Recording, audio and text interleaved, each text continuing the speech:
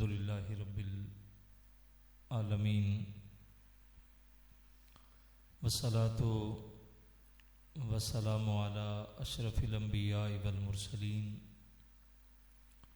وعلى آله وأصحابه أجمعين. قال الله تبارك وتعالى في القرآن المجيد والفرقان الحميد. بسم الله الرحمن الرحيم.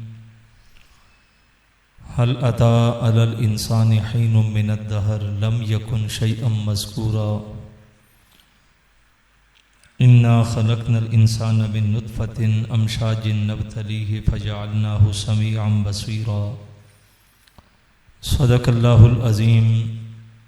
ان اللہ وملائکتہ یصلون علی النبی یا ایھا الذین آمنوا صلوا علیہ وسلموا تسلیما. مل کے درود پاک پڑھیے. الصلاۃ والسلام علیک یا سیدی یا رسول اللہ. اس کی آواز بالکل سادی کروا دیں. وعلی آلک واصحابک یا سیدی یا حبیب اللہ. تمام حمد و ثنا، تعریف و توصیف اللہ جل مجدہ الکریم کی ذات بابرکات کے لیے. درود پاک کا نذرانہ عقیدت حضور نبی رحمت صلی اللہ علیہ وسلم کی بارگاہ میں پیش کرنے کے بعد، معزز محترم حاضرین و سامعین، السلام علیکم ورحمۃ اللہ وبرکاتہ. ادارۃ المصطفیٰ حلقہ رحیم یار خان کے زیر اہتمام آج کی یہ نشست منعقد کی گئی. اللہ کی بارگاہ میں دعا ہے کہ اللہ ایک ایک لمحہ اپنی بارگاہ میں قبول اور منظور فرمائے. سورہ دہر سے اختصار کے ساتھ کچھ باتیں آپ کے سامنے پیش کر کے اپنی گفتگو کو سمیٹوں گا. اللہ تبارک و تعالی حق بات کہنے کی، سننے کی اور اس پہ عمل کی توفیق نصیب فرمائے. ارشاد باری تعالی ہے، هل أتى على الإنسان حين من الدهر لم يكن شيئا مذكورا. فرمایا بے شک انسان پر ایک وقت وہ بھی گزرا ہے جب وہ صاحب مذکورہ چیز ہی نہیں تھا. انسان کو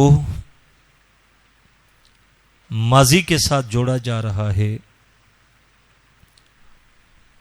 کہ آج یہ کڑی الجوان ہے، قد رانا رکھنے والا ہے، حسن ہے، جوانی ہے، بانک پن ہے، طاقت ہے، قوت ہے. لیکن اس کو پیچھے پلٹایا گیا کہ اس پہ ایک وقت ایسا بھی گزرا تھا جب یہ صاحب مذکورہ چیز ہی نہیں تھا. اس کی جوانی، اس کا حسن، اس کی طاقت، اس کی قوت، اس کی شہرت، یہ تو دور کی بات ہے. اس کا ذکر تک کائنات میں نہیں تھا. یاد رکھیے گا کہ جب بندہ ماضی کے ساتھ جڑا رہتا ہے تو جوں اللہ عنایات بڑھاتا جاتا ہے تو بندہ اللہ کے حضور ایک ایک لمحہ شکر کرتا جاتا ہے. اور جب ماضی کو فراموش کر دیا جائے تو پھر جب اللہ کی عنایات بڑھتی ہیں تو بندہ فرعون بنتا ہے. دولت ملتی ہے، جوانی ملتی ہے، طاقت ملتی ہے تو انسان اسے غرور، تکبر اور نخوت اختیار کرتا ہے. آپ نے نام سنا ہوگا محمود اور ایاز کا. ایاز جب تک محمود کے قرب میں نہیں آیا تھا، وزارت نہیں ملی تھی، مسند نہیں تھی، شاہی لباس نہیں تھا، تو بڑی خستہ حالت تھی. جب قرب میں آیا، وزارت مل گئی، قلمدان مل گیا،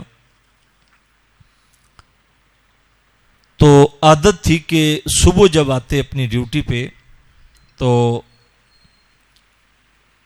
ایک مخصوص کمرہ تھا جہاں داخل ہوتے، کچھ وقت گزارتے اور پھر وہاں سے نکل کے اپنی مسند پہ بیٹھتے.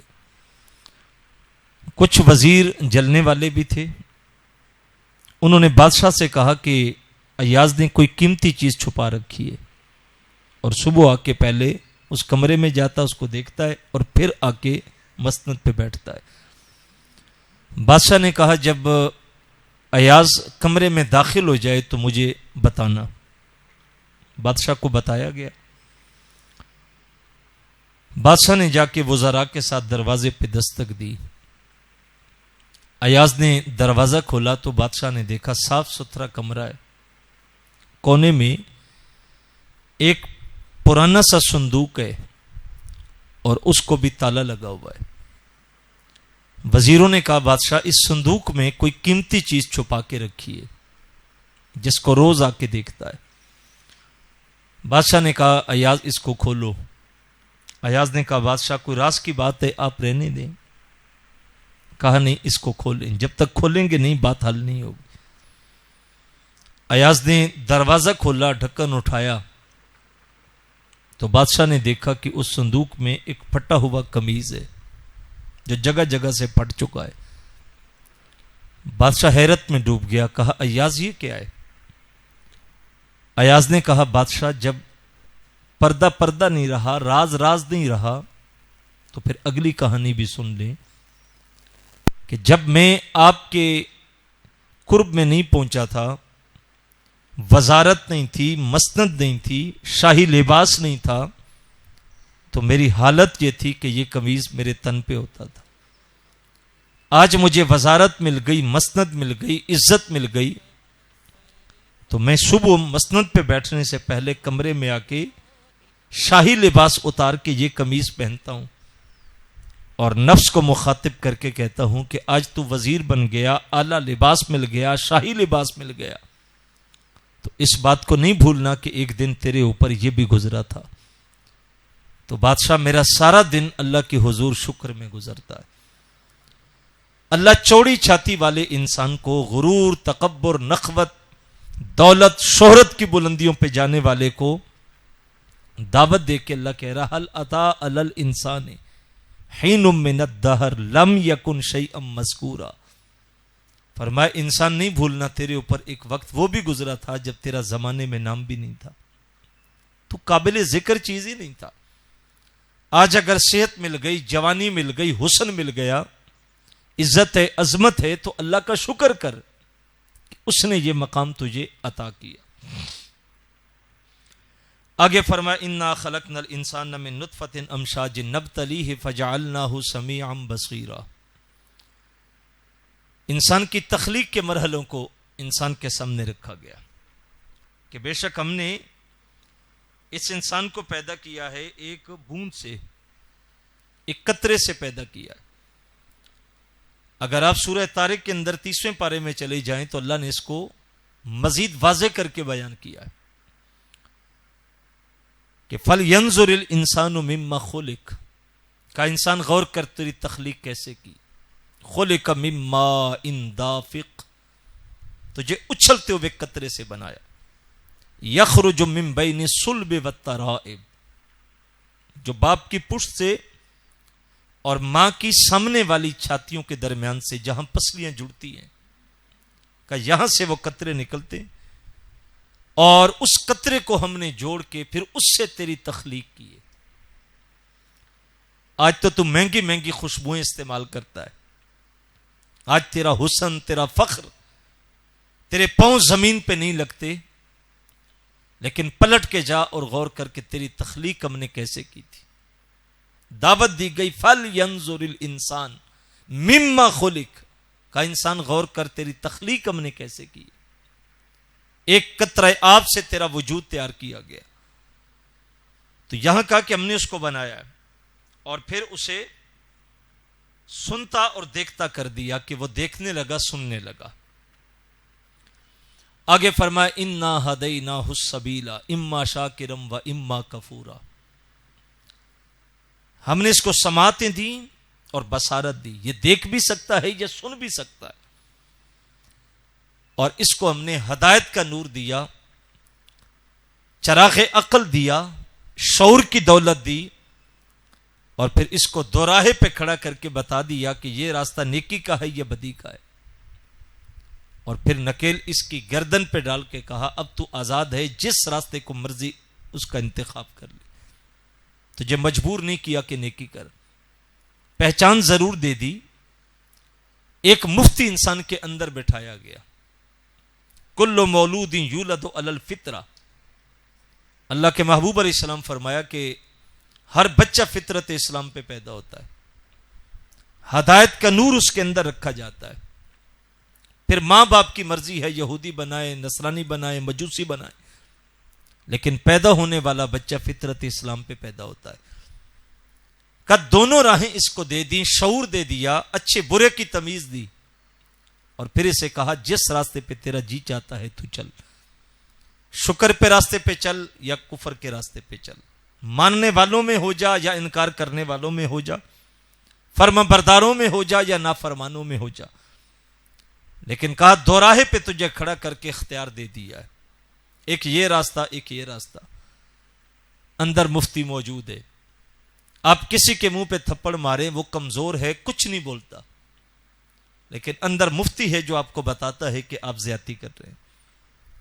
آپ دیوار رکھتے وقت 2 انچ اینٹ پیچھے کر لیتے ہیں اور پڑوسی کی جگہ لے لیتے ہیں. وہ کمزور ہے، نہیں بول رہا آپ کے سامنے، لیکن اندر مفتی ہے جو آپ کو بتا رہا ہے کہ آپ زیادتی کر رہے ہیں. کس کو شعور زندگی دیا، اس راستے پہ چلے یا اس راستے پہ چلے، یہ مرضی اس کی ہے. دونوں راہیں اس کے لیے کھول دی گئی. اچھا، یہ جو ہدایت کا نور ہوتا ہے، یہ انسانوں سے ہٹ کے اللہ نے جانوروں میں بھی فطری اور جبلی ہدایت رکھی ہوتی ہے. میرے استاد گرامی عالمی مبلغ اسلام پیرزادہ محمد رضا ثاقب مصطفی صاحب ایک بڑی خوبصورت مثال دیتے. فرماتے مرغی کے انڈے ہوتے ہیں، اور جب اس کے بچے لینے ہوتے ہیں تو اس کے انڈے اس کے نیچے رکھ دیتے ہیں، اس کو کڑک بٹھاتے ہیں، اور پھر یہ اپنی سینے کی توجہ ان انڈوں پہ رکھتی ہے تو انڈے پھٹتے ہیں اور ان سے چوزے برآمد ہوتے ہیں. لیکن بطخ کے بچے لینے ہوں تو بطخ کڑک نہیں بیٹھتی، اس کے انڈے بھی مرغی کے نیچے رکھنے پڑتے ہیں، اور مرغی بطخ کے انڈوں پہ، اپنے انڈوں پہ پوری توجہ رکھتی ہے. جب انڈے پھٹتے ہیں تو نتیجہ فطرت کے عین مطابق ہوتا ہے. بطخ کے بچوں سے بطخ کے بچے اور مرغی کے انڈوں سے مرغی کے بچے. توجہ مرغی نے دی ہے لیکن فطرت کا قانون نہیں بدلا، وہ اسی طرح ہے. اب کچھ دن تو گھر والے ان کو بند رکھتے ہیں، جب بچے تھوڑے سے مضبوط ہوتے ہیں، دوڑتے ہیں، تو وہ دروازہ کھول کے باہر نکالتے. گھر کے سامنے ایک جوہر تھا، تالاب تھا، مرغی وہاں گئی، بچے وہاں گئے، بطخ کے بچے بھی ساتھ چلے، لیکن پانی کے کنارے پہ جا کے مرغی رک گئی، مرغی کے بچے رک گئے. بطخ کے بچے دوڑتے ہوئے گئے، نہ آؤ دیکھا نہ تاؤ دیکھا، اور پانی میں چھلانگ ماری. اپنی ماں کو تو دیکھا نہیں. پرورش مرغی کے نیچے، جنم مرغی کے نیچے، تو بطخ کے بچوں کو کس نے بتایا کہ پانی میں جاؤ گے تو ڈوبو گے، نہیں تیرو گے؟ اور مرغی کے بچوں کے قدم کس نے روکے کہ آگے جاؤ گے تو ڈوب جاؤ گے؟ فرمایا یہ جبلی اور فطری ہدایت ہے جو اللہ جانوروں کے سینوں میں بھی رکھ دیتا ہے. تو اس نے انسانوں کو راستہ دیا کہ یہ اچھائی کا راستہ، یہ برائی کا راستہ ہے. جس راستے پہ جاؤ گے، انجام بھی سامنے رکھا کہ ان دونوں راہوں کا انجام کیا ہے. ناشکری کرو گے، کفر کرو گے، انکار کرو گے، نافرمانی کرو گے تو انجام کیا ہوگا، اور شکر کے راستے پہ چلو گے تو انجام کیا ہوگا. آگے دونوں کے انجام کو بھی قرآن نے ذکر کیا. فرمایا گیا کہ انا اعتدنا للکافرین سلاسل و اغلالا و سعیرا، جو کافر ہیں، ناشکری کرنے والے، انکار کرنے والے، کہا ان کے لیے ہم نے طوق تیار کر رکھے، بھڑکتی ہوئی آگ ہے، شعلے ہیں، جب وہ انکار کر کے ہم سے بغاوت کر کے زندگی گزاریں گے تو ان کے لیے آخرت میں ہم نے یہ عذاب تیار کر کے رکھا ہے، سارا کچھ تیار ہے، زندگی گزار کے جب پلٹ کے آئیں گے تو پھر اس مرحلے سے ان کو گزرنا پڑے گا۔ اور رہی بات فرما برداروں کی تو فرمایا ان الابرار یشربون من کاس کان مزاجها کافورا، فرمایا جو ابرار ہیں، نیک لوگ ہیں، متقی لوگ ہیں، فرما بردار لوگ ہیں، شکر والے لوگ ہیں، فرمایا ان کو جو ہم اعزاز دیں گے کیا ہوگا؟ یشربون من کاسن، پلائیں گے اس جام سے، کان مزاجها کافورا، جس میں کافور کی آمیزش ہوگی، ایسے جام ان کو دیں گے، ایسا پانی ان کو پلائیں گے جس میں کافور کی ملاوٹ ہوگی، چونکہ عرب کے لوگ کافور ملا کے پیتے تھے، تو اللہ نے عرب کے اس محاورے کے مطابق ان کو بتایا کہ ہم ان کے لیے یہ اعزاز رکھتے ہیں۔ یشرب بہا عباد اللہ، یہاں ذرا لطف لیں قرآن کا، فرمایا یشرب، جس میں سے پلائیں گے ان کو، بہا عباد اللہ، پیئیں گے اللہ کے بندے، یہ جو اللہ کے خاص بندے ہوں گے، کہا یہ اعزاز ان کو ملے گا۔ آپ نے مختلف دفاتر میں، مختلف فیکٹریوں میں، مختلف اداروں میں دیکھا ہوگا کہ کچھ لوگوں کے اوپر یہ لیبل لگا ہوتا ہے کہ یہ افسر کا خاص بندہ ہے، یہ تو ہے ہی ان کا بندہ۔ یہ خاص بندے سے، ان کے بندے سے مراد کیا ہوتی ہے کہ جو مالک کہتا ہے یہ اس کے مطابق چلتا ہے، اس کی مرضی سے ہٹ کے کام نہیں کرتا، تو وہ اس کا خاص بندہ ہوتا ہے۔ فرمایا جو عباد اللہ، اللہ کے خاص بندے ہیں، جن کا کوئی قدم بھی اللہ کی رضا کے بغیر نہیں ہوتا، ان کی زندگی کا ایک ایک لمحہ اللہ کی مرضی کے مطابق ہوتا ہے، ان کا اٹھنا، ان کا بیٹھنا، ان کا چلنا، ان کا پھرنا، ان کا بولنا، یہ اللہ کی مرضی کے مطابق ہوتا ہے، وہ اللہ کے خاص ہوتے ہیں۔ فرمایا ان کو ہم پلائیں گے، اور آگے فرمایا کہ یفجرونہا تفجیرا، اور دوسرا اعزاز ان کے لیے یہ ہوگا کہ وہ جو چشمے ہوں گے، جب وہ ان کو اشارہ کریں گے تو وہ چشمے چل کے ان کے محل تک پہنچ جائیں گے۔ اچھا، جو جنت کے چشمے ہیں بڑے خوبصورت ہیں، نہریں، گھنے سائے، گھنے درخت، اور ایک ایک درخت کا سایہ اتنا ہوگا کہ 100 سال تیز رفتار گھوڑا دوڑتا رہے تو ایک درخت کا سایہ بھی ختم نہیں ہوگا، یہ جنت کے درختوں کے۔ اب یہاں تو جب ہم نہر کھودتے ہیں، پانی چلانا ہے، نالی بنانی ہے، تو اس کو راستہ دینا پڑتا، کھدائی کرنی پڑتی ہے، یا کھدائی کریں گے کہ پانی دائیں بائیں نہ پھیلے، یا پھر اینٹوں کی دیوار کر کے اس کے گرد دائرہ بنائیں گے کہ پانی اس کے اندر اندر جائے، پھیل نہ جائے دائیں بائیں۔ اور اگر دیوار نہیں دیں گے، کھدائی نہیں کریں گے، تو آپ چھوڑیں گے تو پانی دائیں بائیں پھیل جائے گا۔ لیکن جنت کی جو نہریں ہوں گی، نہ وہ کھود کے بنائی گئی، نہ ان کے کناروں میں کوئی رکاوٹیں کھڑی کی گئی، وہ زمین کے اوپر چلیں گی، لیکن اللہ کے حکم کے اور اذن کے مطابق ان کا پانی دائیں بائیں پھیلے گا نہیں۔ اوپر گھنے سائے ہیں، نیچے نہریں رواں ہیں، ٹھنڈا سایہ ہے۔ جنت کیا ہے؟ اللہ کی رضا کا نام ہے۔ جس پہ راضی ہوگا اس کو جنت دے گا، جس پہ ناراض ہوگا اس کو جہنم میں ڈالے گا۔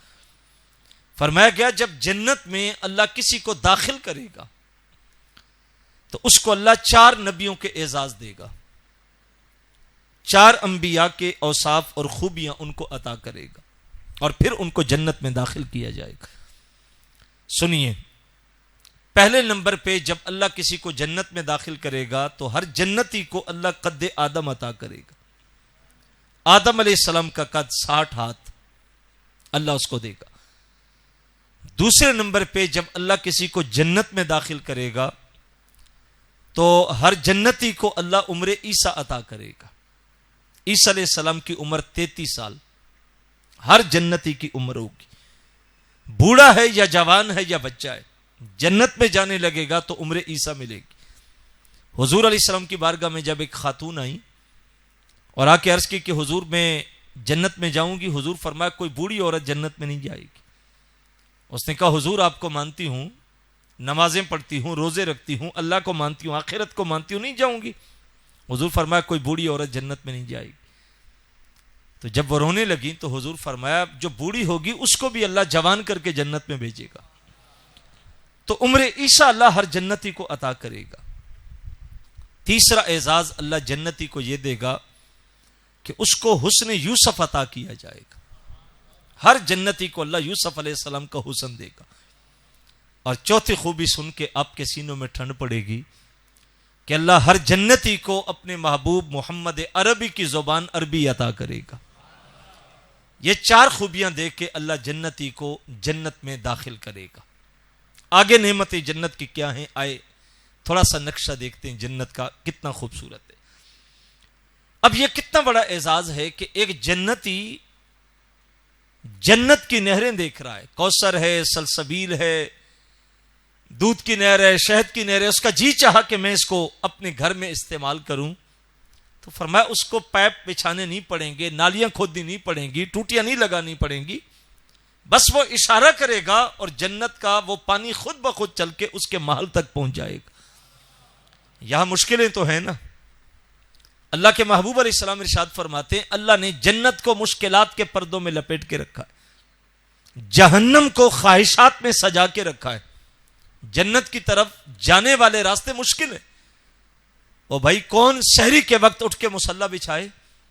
سخت گرمی کے موسم میں جبکہ 50 کو جو ہے وہ گرمی ٹچ کر رہی ہو اور اس سخت موسم میں ایسی کمرہ چھوڑ کے مسجد کی طرف قدم بڑھانا مشکل تو ہے نا. لیکن بھائی یہی تو وہ جنت کا راستہ ہے جو مشکلات کے پردوں میں لپیٹ کے رکھا گیا. آپ کاروبار کرتے ہیں, حرام سے دھوکہ دیں تو پیسہ زیادہ بچتا ہے, اور آپ کہتے ہیں نہیں نہیں میں حلال طریقے سے کماؤں گا, خواہ تھوڑا ہی آ جائے. گھر میں بچے ہیں, ضرورتیں ہیں, مہنگائی کا طوفان ہے, مہمان آ گئے, مریض ہو گیا, بچوں کی فیسیں, بڑی مشکل ہے زندگی گزارنا. لیکن بندہ کہتا ہے نہیں میرا مالک ناراض ہوتا ہے, میں حرام کا ایک لقمہ بھی نہیں لوں گا, جیسے بن پائے گا زندگی گزاروں گا. مشکل تو ہے نا. لیکن کہا جب مشکلیں سہ کے گزرو گے تو پھر اللہ تمہارے لیے جنت کے دروازے کھلے رکھے گا.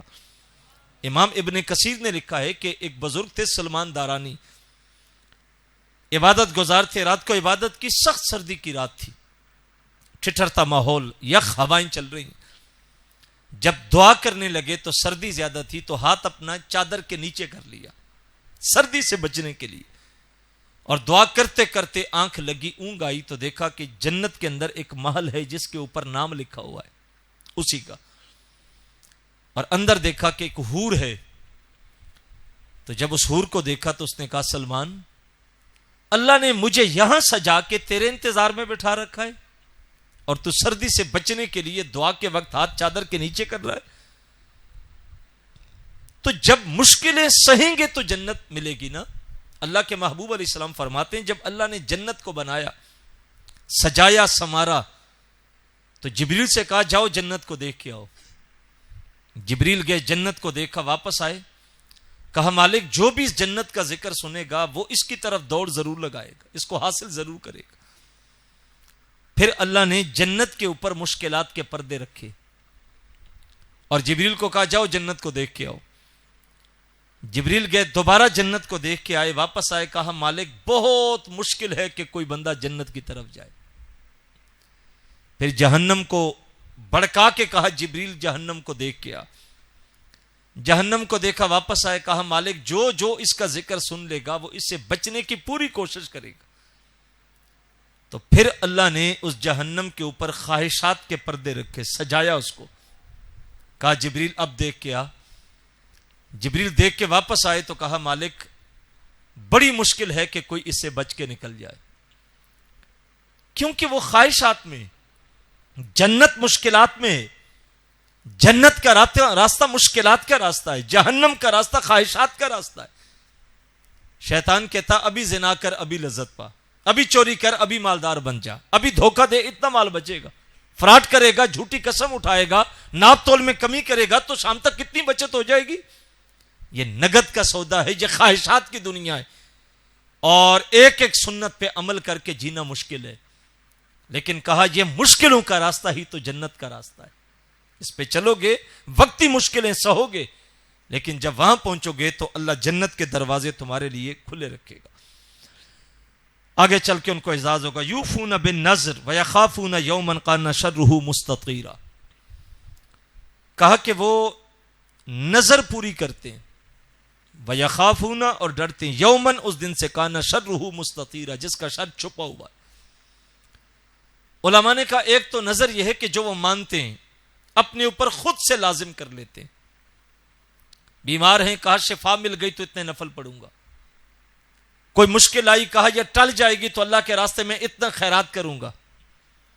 تو جب وہ اپنے پہ کوئی چیز لازم کر لیتے ہیں تو اس کو ضرور پورا کرتے ہیں. اور دوسرا کہا اس کا معنی یہ ہے یوفون بالنذر کہ اللہ نے جو ان کے اوپر لازم کیا ہے، ضروری کیا ہے، جس طرح نماز ہے، روزہ ہے، زکوٰۃ ہے، حج ہے، خیرات ہے، کہا وہ اس میں کمی نہیں کرتے، اس کو پورا کرتے. نماز پنجگانہ کچھ بھی ہو جائے لیکن نہیں چھوڑتے. ماہ رمضان آ گیا، سخت گرم ہوائیں چل رہی ہیں لیکن روزہ نہیں چھوڑتے، کیونکہ مالک نے فرض کیا. زکوٰۃ اللہ نے فرض کر دی، پوری ہو گئی، نصاب کو پہنچ گئے تو مال کی محبت میں اس میں کمی نہیں کرتے. کیوں نہیں کرتے؟ یہ سارے عمل کیوں کرتے ہیں؟ فرمایا کہ اس لیے نہیں کرتے وَيَخَافُونَ يَوْمًا كَانَ شَرُّهُ مُسْتَطِيرًا کہ وہ خوف رکھتے ہیں اس دن کا جس کا شر چھپا ہوا ہے، یعنی آخرت کا. قیامت کی ہولناکیوں سے ڈرتے ہیں، آخرت کے عذاب سے ڈرتے ہیں، اور اس ڈر کی وجہ سے وہ ایک ایک عمل نیکی کا کرتے ہیں. یاد رکھیے گا، اگر تو خوف ہے تو عمل میں نکھار ہے. اللہ کا خوف ختم ہو گیا تو ہر برائی کا دروازہ کھل جاتا ہے، بندہ سب کچھ کرتا ہے. اللہ سے تعلق مضبوط ہو گیا تو پھر 7 کوٹریوں میں بند مکفل دروازوں کے اندر بھی جا کے زلیخا کہے یوسف میری خواہش کو پورا کر. یوسف کہتا ہے نہیں نہیں، مجھے رب سے ڈر لگتا ہے. تو بت پہ کپڑا ڈال کے کہتی ہے یہ میرا معبود ہے، اس سے شرما رہا ہے، یہ میں نے کپڑا ڈالا اب نہیں دیکھ رہا، چھپ گیا. تو یوسف بول کے کہتا ہے زلیخا جس کو تو مانتی ہے وہ کپڑے میں چھپ گیا، پر جس کو میں مانتا ہوں وہ بند کوٹریوں میں بھی دیکھ رہا ہے. پھر جانتے ہو کہ 7 دروازے مکفل ہیں، اور یوسف دوڑ لگاتا ہے اور دروازے پہ پہنچتا ہے تو تالا ٹوٹ کے گرتا ہے، دروازے کھلتے چلے گئے اور یوسف علیہ السلام باعزت بری ہو گئے، نکل گئے. بڑا سبق ہے قوم کے لیے جو یہ کہتے ہیں کہ حضرت جھوٹ نہ بولیں تو بچتا کچھ نہیں، جھوٹی قسمیں نہ کھائیں، ملاوٹ نہ کریں، جھوٹ نہ بولیں، ناپ تول میں کمی نہ کریں. یہ مارکیٹ ہے، یہاں سب کچھ ہی چلتا ہے. اگر ہم یہ نہ کریں تو مارکیٹ میں کیسے کاروبار کریں گے؟ حضرت سب کرتے ہیں، یہ چلتا ہے، پورا بازار ایسا، پورا معاشرہ ایسا، تو ہم اس کے علاوہ کیسے چلیں گے؟ اللہ کہتا ہے یہ بہانے ہیں. یوسف کو دیکھو جو تالے لگے ہوئے تھے پھر بھی دوڑ لگائی. رب کہتا بندو قدم تم اٹھاؤ، بند دروازے میں کھولوں گا. یہ بہانے کہ مارکیٹ ایسی ہے، معاشرہ ایسا ہے، بازار ایسا ہے، یہاں چلتا سب کچھ ایسا ہے، کہا یہ بہانے نہ کرو. قدم اٹھانا تمہارا کام ہے، بند گلیاں اور بند دروازے کھولنا رب کا کام ہے. ذرا قدم اٹھا کے تو دیکھو اللہ کیسے برکتیں ڈالتا ہے. آپ جھوٹ چھوڑ کے، جھوٹی قسمیں چھوڑ کے، ملاوٹ چھوڑ کے، دھوکے چھوڑ کے آپ شریعت کے دامن کو تھام کے کاروبار کریں. آپ کمائیں گے تھوڑا لیکن رب اس میں برکتیں زیادہ ڈال دے گا. آپ کی ساری ضرورتیں اللہ اسی سے پوری کرے گا. آپ رب پہ توکل کر کے تو دیکھیں نا، چل کے تو دیکھیں. کہا ان میں آخرت کا ڈر ہے، خوف ہے، اور یہ خوف ہی انسان کو کھڑا کرتا ہے نیکی کے اوپر. جب یہ ختم ہو جاتا ہے تو پھر برائی کا ہر دروازہ کھل جاتا ہے. آگے فرمائے وَيُطْعِمُونَ الطَّعَامَ عَلَى حُبِّهِ مِسْكِينًا وَيَتِيمًا وَأَسِيرًا وہ کھانا دیتے ہیں اللہ کی محبت میں، یتیم کو، مسکین کو، اسیر کو. علماء کہتے ہیں یہاں حب ہی کی ضمیر یا تو اللہ کی طرف ہے یا طعام کی طرف ہے، کہ انہیں خود کھانے کی محبت ہے لیکن اس محبت کے باوجود وہ خود نہیں کھاتے، وہ دوسروں کو دے دیتے ہیں اللہ کو راضی کرنے کے لیے. یتیم آ گیا تو دے دیا، مسکین آ گئے تو دے دیا، اسیر آ گئے تو دے دیا. دوسرا یہ ہے کہ وہ جو کھانا یتیم مسکین اسیر کو دیتے ہیں وہ صرف اللہ کی محبت میں دیتے ہیں کہ اللہ راضی ہو جائے. دوسرے مقام پہ فرمایا نا لن تنالوا البر حتى تنفقوا مما تحبون، اللہ کے راستے میں جب تک وہ نہیں دو گے جس کو تم محبت کرتے ہو تو اللہ اس کے اوپر تمہیں نیکی عطا ہی نہیں کرے گا. پسندیدہ مال جس سے تم محبت کرتے ہو جب تک وہ نہیں دو گے تب تک اللہ کی رضا حاصل نہیں ہوتی. مانگنے والا آ گیا اور گھر میں بچا ہوا کھانا پڑا تھا تو وہ اٹھا کے آدھی آدھی روٹی تھی، ٹکڑے تھے اور کچھ سالن پلیٹوں میں تھا اور سالہ شاپر میں ڈال کے دے دیا. یہ کون سا تیر مارا؟ اس کو نہ دیتے تو کہیں گندگی کے ڈھیر پہ ڈال دیتے. لباس پھٹا ہوا پڑا تھا، موسم گزر گیا، نئے آ گئے، پرانا پڑا تھا اور کوئی مجبور آیا تو وہ اٹھا کے اس کو دے دیے. تو یہ کون سی نیکی کی؟ اس کو نہ بھی دیتے تو کہیں ٹاکی بنا لیتے، کہیں فرش پہ مار لیتے، کہیں گاڑی صاف کر لیتے. تو کہا اللہ کے راستے میں وہ دیں جس سے آپ محبت کرتے ہیں، پسندیدہ چیز دیں گے تو پھر اللہ راضی ہوگا اور اس کے اوپر اللہ بندوں کو اجر عطا کرتا ہے. اب یہ دیتے ہیں اس کو. اگلی بات سننے والی ہے انما نطعمکم لوجہ اللہ. جب وہ کھانا دیتے ہیں نا تو ساتھ کیا کہتے ہیں؟ انما نطعمکم لوجہ اللہ لا نريد منکم جزاء ولا شکورا. وہ کھانا دے کے ان کو کہتے ہیں کہ ہم آپ سے کوئی امید نہیں رکھتے. ہم آپ کو کھانا کیوں دے رہے ہیں؟ لوجہ اللہ، اللہ کی رضا کے لیے. جو دے رہے ہیں وہ اللہ کی رضا ہے. یاد رکھیں جب تک اللہ کی رضا کی نیت عمل میں نہیں ہوتی عمل قبول ہی نہیں ہوتا. آپ دکھلاوے کے لیے عمل کریں، جتنا مرضی بڑا عمل کر لیں، لیکن اللہ کے ہاں اس کی کوئی وقت نہیں. پہلی چیز بزرگ کہتے ہیں کہ اپنے عمل میں نکھار پیدا کریں، للہیت، خلوص. اس کے بعد تھوڑا عمل بھی ہوگا تو اللہ اس کو قبول کرے گا. اور خلوص نہیں ہے، للہیت نہیں ہے، دکھلاوا، ریاکاری، تصنع، بناوٹ، تو بڑے سے بڑا عمل بھی ہے تو اس کا کوئی معنی نہیں، کوئی اجر نہیں، اس کی کوئی وقت نہیں. حضرت جنید بغدادی بہت بڑا نام ہے، مریدوں میں بیٹھے تربیت کر رہے ہیں تو ایک مرید نے سوال کر کے پوچھا حضرت یہ بتائیے کہ آپ نے اخلاص کہاں سے سیکھا؟ یہ جو دولت آپ کو ملی ہے خلوص کی یہ کہاں سے سیکھی؟ جنید بغدادی علیہ رحمہ فرمانے لگے بیٹا میں نے اخلاص ایک نائی سے سیکھا ہے. کہا استاد محترم شیخ طریقت آپ کے استادوں میں اساتذہ میں کوئی نائی تھا؟ کہا نہیں. تو کہا پھر نائی سے کیسے سیکھا؟ کہنے لگے میں بچہ تھا، چھوٹی عمر تھی، غربت تھی، باپ نے ایک دن جا کے دور ایک مدرسے میں داخل کر دیا، کہا یہاں پڑھو. پڑھتے پڑھتے ایک دن آیا کہ میرے بال بڑھ گئے. استاد نے کہا صبح بال چھوٹے کروا کے آنا. طالب علم تھا، غربت کا زمانہ تھا، پاس کچھ نہیں تھا. صبح ہوئی تو میں پھر جا کے اسی طرح بیٹھ گیا. استاد کی نظر پڑی تو کہا جنید آپ سے کہا تھا بال چھوٹے کروانا، نہیں کروائے، اٹھ کے چلے جاؤ کلاس سے، جب تک بال چھوٹے نہیں ہوں گے نہیں آنا. کہا میرے پاس کچھ بھی نہیں تھا، طالب علم تھا، گھر دور تھا، غربت تھی. کلاس سے نکال دیا استاد نے. میں ٹوٹے دل سے گھومتے گھومتے ایک نائی کی دکان پہ چلا گیا، لیکن ہمت نہیں کی اندر جانے کی کہ پاس کچھ تھا ہی نہیں. دروازے پہ کھڑا تھا، نائی کی دکان پہ کرسی پہ ایک امیر شخص بیٹھا ہوا تھا. جب نائی کی نظر مجھ پہ پڑی تو میں نے اشارہ کر کے اس کو بلایا. دروازے پہ آئے تو میں نے آہستہ سے اس نائی سے کہا بابا اللہ کے لیے بال کاٹو گے؟ بس بات اس کے دل پہ اثر کر گئی. مجھے انگلی سے پکڑا، اندر لے گئے اور جو کرسی پہ پہلے سے بندہ بیٹھا تھا علاقے کا رئیس، اس کو کہا بھائی آپ 7 والی کرسی پہ چلے جائیں، پہلے میں اللہ کے لیے کاٹوں گا پھر تیرے کاٹوں گا. مجھے کرسی پہ بٹھا کے کہا بیٹا ٹائم ہے. میں نے کہا ٹائم ہی ٹائم ہے. استاد نے کلاس سے نکال دیا، کلاس آج کی چلی گئی. تو جنید بغدادی کہتے ہیں وہ نائی اندر گیا، وضو کر کے آیا، کنگا پکڑا تو بسم اللہ، کینچی پکڑے تو بسم اللہ، اتنی محبت سے میرے بال کاٹ کے مجھے صاف کیا کہ مجھے نہانے کی ضرورت بھی نہیں رہی.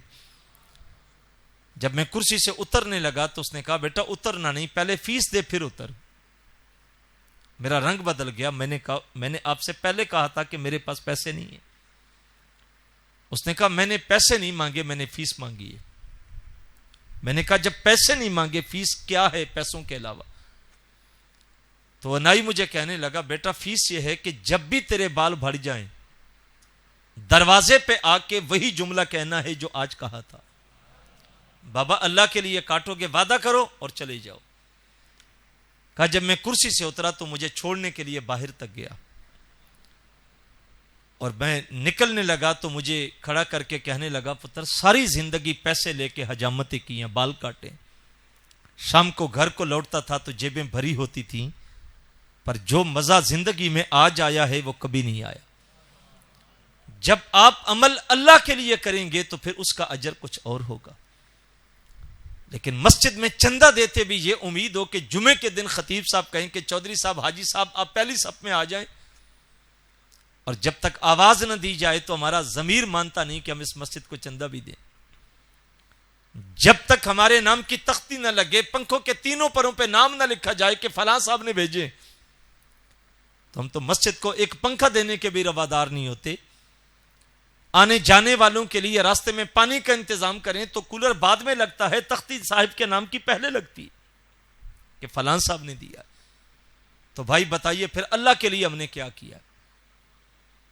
اپنے عمل میں ہمیں اخلاص کی ضرورت ہے. جو بھی عمل کریں تھوڑا ہو لیکن ہو اللہ کو راضی کرنے کے, بندوں کے لیے نہ ہو.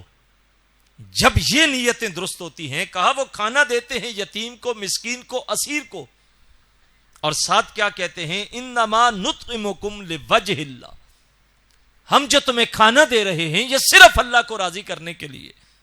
لا نرید منکم جزاء ولا شکورا, ہم تم سے کوئی امید نہیں رکھتے کہ تم ہمارا شکریہ ادا کرو یا اس کی جزا دو, بدلہ دینا, جزا دینا. بھائی ہم تو کسی کو سال کے بعد زکوٰۃ کے پیسے بھی دیں تو اس کو کہتے ہیں کہ ووٹ میری مرضی سے دینا ہے کیونکہ ہم نے آپ کو زکوٰۃ دی ہے. جس کو صدقہ و خیرات دیتے ہیں جب بھی گزرے تو خواہش ہوتی ہے کہ نظر جھکا کے ہمارے سامنے سے گزرے, تو پھر اللہ کے لیے کیا؟ یا آپ نے دیکھا ہوگا 2-4 دن کی کہانی ہے, سوشل میڈیا پہ گردش کر رہی ہیں تصویریں کہ یہ جو چولستان کا علاقہ ہے جہاں پانی پینے کا پانی بھی میسر نہیں جانوروں کو انسانوں کو, اور وہ وہاں سے پانی پی رہے ہیں جو پانی بالکل گندا ہو چکا ہے اور وہ بھی میسر نہیں. وہاں کچھ سیاسی لوگ گئے ہیں اور وہ تربوز لے کے گئے اور تربوز کے اوپر بھی اپنے حلقے کا نام لکھا ہوا, اور پھر وہ 2 لوگ کھڑے ہو کے ایک تربوز ایک غریب فیملی کو دے رہے ہیں جو بھوک سے بلک رہے ہیں, اور اس پہ بھی نام لکھ کے PP 33 اور 34 اور 35 کہ یہ فلاں MNA فلاں MP اپنے علاقے سے لے کے آیا ہے. تو جب ہم اس قدر جو ہے وہ نمائش کے عادی بنیں گے تو بتاؤ پھر اللہ کی رضا کہاں سے حاصل ہوگی؟ اب اللہ کے لیے دیں اور پھر دیکھیں کہ اللہ کتنا راضی ہوتا. حضرت عائشہ صدیقہ رضی اللہ تعالی عنہ فرماتی ہے ہمارے گھر ایک لونڈی تھی, نئی لے کے آئے, گھر میں آئی تو آسمانوں سے جبریل آئے, حضور کو سلام کر کے کہا اے محمد صلی اللہ علیہ وسلم اللہ کی طرف سے حکم ہے کہ اس لونڈی کو گھر سے نکال دو, یہ جہنمی ہے. تو حضور نے حضرت عائشہ صدیقہ سے کہا عائشہ اس کو نکال دو.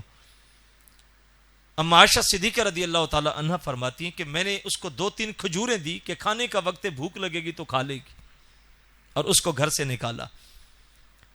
تھوڑے سے لمحے گزرے تھے تو آسمانوں سے جبریل پھر آ گئے, سلام, اور کہا محبوب اس لونڈی کو واپس بلا لو. پوچھا جبریل ابھی لمحے پہلے آئے تھے کہ جہنمی ہے اس کو نکال دو اور اب آئے اس کو بلا لو.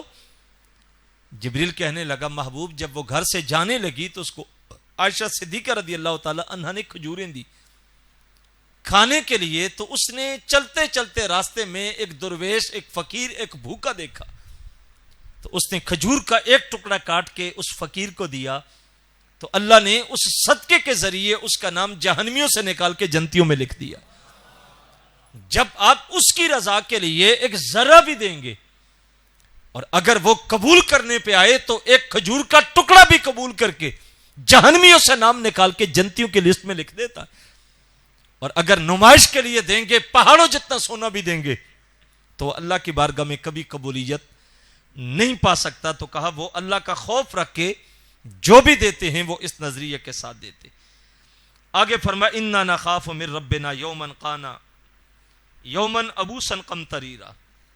اچھا ان کا جو خوف ہے اور ان کی جو کیفیت ہے اس کو قرآن نے ذکر کیا. ہمیں اپنے رب سے ایک ایسے دن کا ڈر ہے جو بہت ترش نہایت سخت دن ہے, یعنی جہنم کا, قیامت کا دن. آگے فرمایا فوقاہم اللہ شر ذالک اليوم ولقاہم نضرۃ وسرورا. تو انہیں اللہ نے اس دن کے شر سے بچا لیا اور انہیں تازگی اور شادمانی دے دی. جو ڈر گیا وہ بچ گیا. وَلِمَنْ خَافَ مَقَامَ رَبِّهِ جنتان. جو ڈر خوف رکھ گیا, عمل کو نکھار گیا, وہ بچ گیا. اللہ خوف کی وجہ سے اس کو بچا دیتا ہے. آگے فرمایا کہ یہ جزا ہے وَجَزَاهُمْ بِمَا صَبَرُوا جَنَّةً وَحَرِيرًا. اور ان کے صبر پر انہیں جنت اور ریشمی حلے دیے جائیں گے جو خوف انہوں نے رکھا. آگے اللہ نے جنت کے اس منظر کو بیان کیا جب ان کو اللہ جنتوں میں داخل کرے گا تو ان کو کیسی جنت ہے اللہ کی. آئیے 2-3 آیات سنتے ہیں اور اس کے بعد ہم دعا کی طرف بڑھتے ہیں. اللہ فرما رہا متقین فیہا علی الارائک لا یرون فیہا شمسا ولا زمہریرا. جنت میں تختوں پر تکیے لگائے ہوں گے, نہ اس میں دھوپ ہوگی اور نہ اس میں ٹھنڈک ہوگی. جنت کا جو موسم ہوگا وہ سدا بہار ایک جیسا رہے گا, گرمی نہیں سردی نہیں. یہاں زیادہ گرمی ہے اور مری میں چلے جائیں تو زیادہ ٹھنڈک ہے. جنت کا موسم فجر کی نماز کے بعد سے لے کر سورج کے نکلنے سے پہلے پہلے یہ جو موسم ہوتا ہے, یہ جنت کا موسم سدا بہار ایسا ہی رہے گا. اس میں تبدیلی نہیں آئے گی. نہ سرد ہوگا نہ ٹھنڈا ہوگا, ایک معتدل موسم ہوگا, گرم نہ سرد. اچھا جنت میں اندھیرا نہیں ہوگا, رات نہیں ہوگی, نیند نہیں ہوگی, بھوک نہیں ہوگی. تو جب بھوک نہیں ہوگی تو اللہ نے پھر اتنی نعمتیں جنت کی کیوں بنائی؟ کہیں پھولوں کا ذکر, کہیں سیب کا ذکر, کہیں آم کا ذکر, کہیں کیلے کا ذکر. لدے ہوئے پھلوں سے جو درخت ہوں گے وہ کس لیے بنائے؟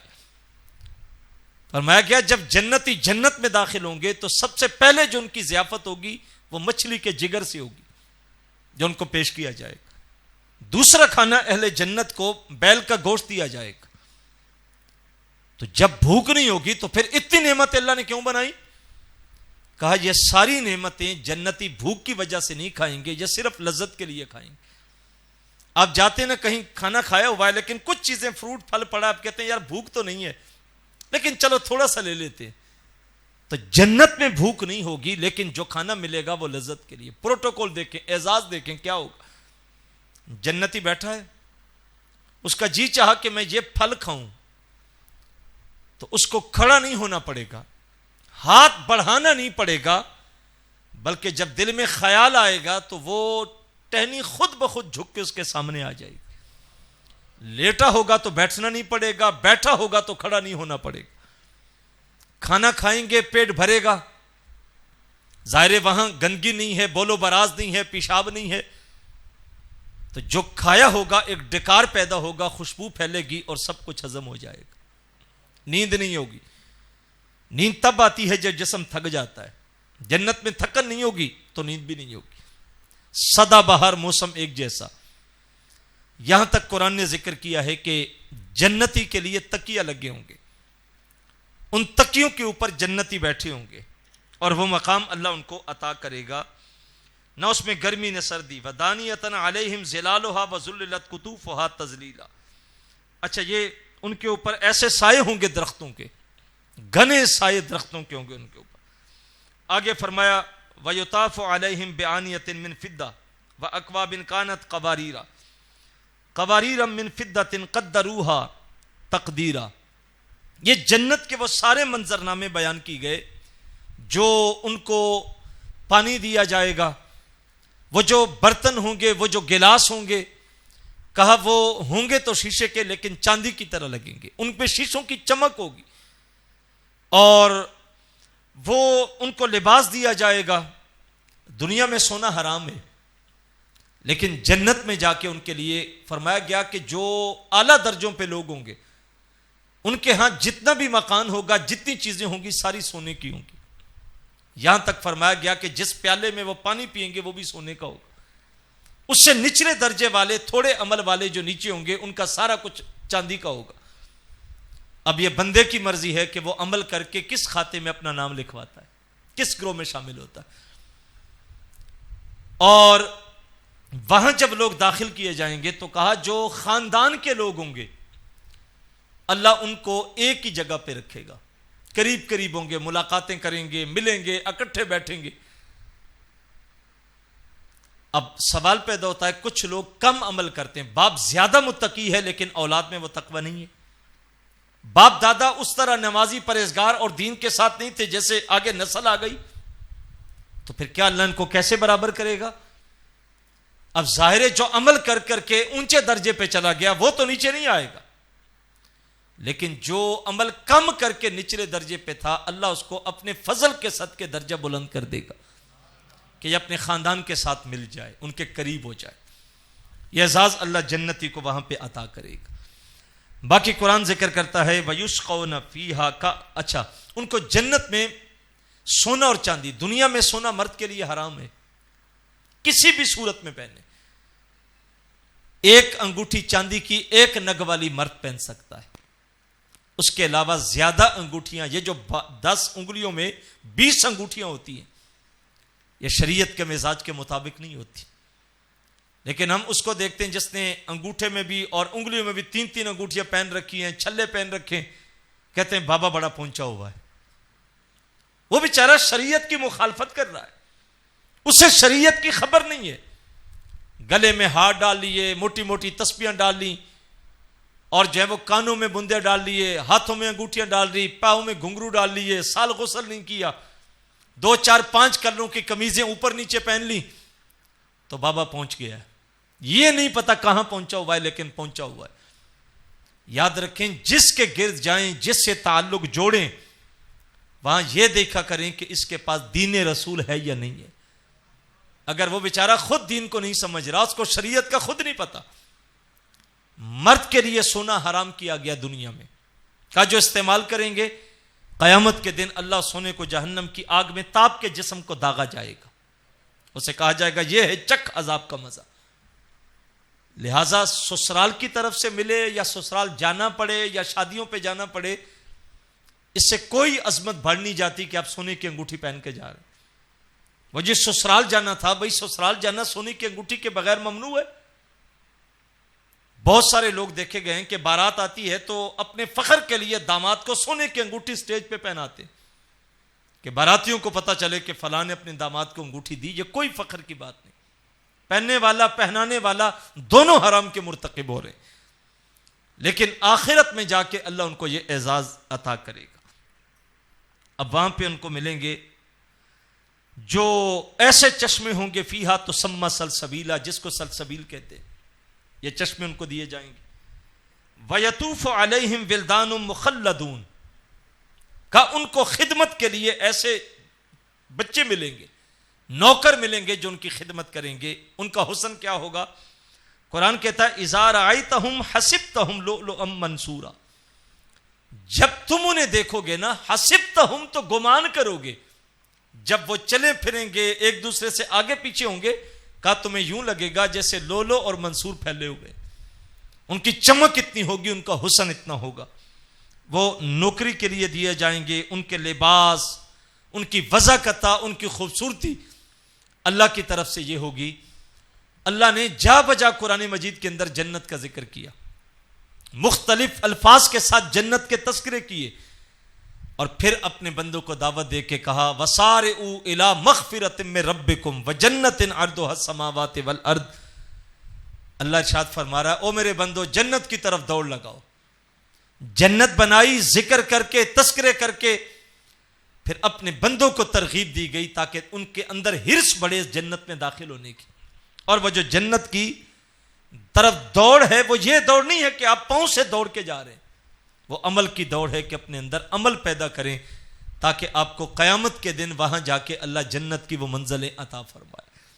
مرد ہے یا عورت ہے، یہ دنیا میں اس لیے دی گئی فطرتاً، یہ جسم آگ کے لیے نہیں بنا، یہ جسم جنت کے لیے نہیں بنا، یہ خاکی اپنی فطرت میں نہ نوری ہے نہ ناری ہے، یہ فطرتاً خاکی جسم نوری یا ناری نہیں ہے، عمل سے بنتی ہے زندگی، جنت بھی جہنم بھی، عمل سے زندگی بنے گی، جنت کما لو یا جہنم کما لو، اچھا عمل کریں گے زندگی ترتیب سے گزاریں گے، اللہ اور اس کے رسول کے فرامین کے مطابق گزاریں گے تو پھر مرنے کے بعد جنت ہے۔ اور اگر یہ زندگی ہم نے عیاشیوں میں گزار دی، اے جہان مٹھا تو اگلا کس دن رٹھا، اگر ہم یہ کر کے نعرہ لگائیں گے تو پھر اگلی جو زندگی آئے گی وہ مشکل ہو جائے گی۔ یہ تھوڑی سی زندگی ہے، بہت جلد ختم ہونے والی ہے۔ آباؤ اجداد کو دیکھیں، دوستوں کو دیکھیں، محلے داروں کو دیکھیں، ساتھ کام کرنے والے دیکھیں، سال میں کتنے لوگ جدا ہو گئے۔ ہو سکتا ہے کہ ہمیں بھی بہت جلد بلاوا آ جائے اور جانا پڑ جائے۔ اپنی زندگی کو اس انداز سے، مرد ہے یا عورت ہے، وہ ترتیب دے۔ حضور علیہ الصلوۃ والسلام نے احادیث کے اندر بہت ساری چیزیں ذکر کی، اعمال بتائے ہیں کہ یہ عمل کرو گے تو جنت میں پہنچ جاؤ، یہ عمل کرو گے تو جنت سے رکاوٹ کھڑی ہو جائے گی۔ ہمیں ان چیزوں کو سمجھنا ہے اور ان کو عملی زندگی میں داخل کر کے اپنی آخرت کی منزلوں کو بہتر کرنا ہے۔ درس قرآن منعقد کرنے کا مقصود یہ ہے، آپ کو دعوت دی جاتی ہے، آپ کے لیے مبلغ بلائے جاتے ہیں، آپ کے لیے ساتھی اخراجات کرتے ہیں دعوتی تشہیری مہم میں، معاملات میں، وہ اس لیے ہے کہ ہم اپنی آخرت کو بہتر کرنے کے لیے یہاں سے کچھ حاصل کریں اور اپنی عملی زندگی کے اندر کوئی نکھار پیدا کریں۔ جیسے آئے ویسے چلے گئے، بڑا مزہ آیا، لیکن یہ نہیں کہ عمل کیا تھا۔ تو کاش کہ ہم تھوڑے تھوڑے دیکھیں، بڑی سی بڑی لمبی مسافت کا آغاز بھی پہلے قدم سے ہوتا ہے۔ جب ہم ارادہ کریں کہ کل سے نہیں، آج سے، اور آج سے نہیں ابھی سے اپنے عمل کے اندر نکھار پیدا کرنے کے لیے نیت کا لیں، ارادہ مصمم کر لیں، تو پھر کوئی چیز بھی مشکل نہیں ہے۔ اللہ نے ساری وادیاں اس لیے پیدا کی، نظارے اس لیے دنیا میں ہمارے سامنے بیان کیے تاکہ ہم اس جنت کو حاصل کرنے کے لیے جائیں۔ اللہ کے محبوب علیہ السلام فرماتے ہیں کہ ایک بادشاہ نے محل بنایا، سردار نے، پھر اس میں دسترخوان سجایا اور پھر ایک دائی کو بھیجا، کہا جاؤ میرے بندوں کو دعوت دو۔ فرمایا جب اس دائی کی دعوت پہ لوگ اس محل میں داخل ہو کے اس دسترخوان سے کھاتے ہیں تو بادشاہ خوش ہوتا ہے۔ حضور فرماتے ہیں جو سردار ہے وہ اللہ ہے، جو گھر بنایا وہ جنت ہے، جو اسلام ہے، جو دسترخوان سجایا وہ جنت ہے، اور فرمایا جو دائی بلایا لوگوں کو بلانے کے لیے وہ میں محمد ہوں، میں لوگوں کو دعوت دیتا ہوں کہ لوگوں آؤ اللہ کے گھر کی طرف، جنت کی طرف۔ تو ہمیں اپنی زندگی کو اچھے انداز سے ترتیب دینا ہے، اسلام کے مطابق۔ یہ چند سالہ زندگی جو ہے اگر ہم گزار لیں گے تو یقیناً اخروی زندگی میں اللہ ہمیں آخرت کی بہاریں دے گا، وگرنہ پھر من مٹی کے نیچے جا کے جو کچھ بھی ہونا ہے وہ دنیاوی پروٹوکول سے اور اعزاز سے اور شان و شوکت سے نہیں ہوگا، وہاں جتنی بھی پرکھ ہوگی وہ صرف دنیا میں عمل کے ذریعے ہوگی۔ اللہ اور اس کے رسول کے فرامین کو مانا، احکامات کو مانا، یا برائے نام مسلمان کے ہو کہ ہم نے زندگی گزاری۔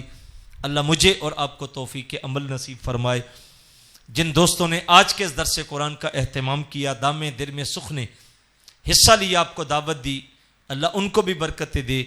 بالخصوص اس مسجد کی انتظامیہ، مسجد کی کمیٹی، مسجد کے امام و خطیب اور دیگر جو علماء کرام اور معززین شہر آئے، آپ جس محبت کے ساتھ آئے، مائیں بہنیں باپردہ بیٹھ کے جس محبت کے ساتھ آ کے سنتی ہیں، اللہ اس پیغام کو گلی گلی ہمیں عام کرنے کی توفیق عطا فرمائے۔ رحمتیں اور برکتیں اللہ سب کو وافر نصیب فرمائے۔ وما علیہ الا البلاغ المبین۔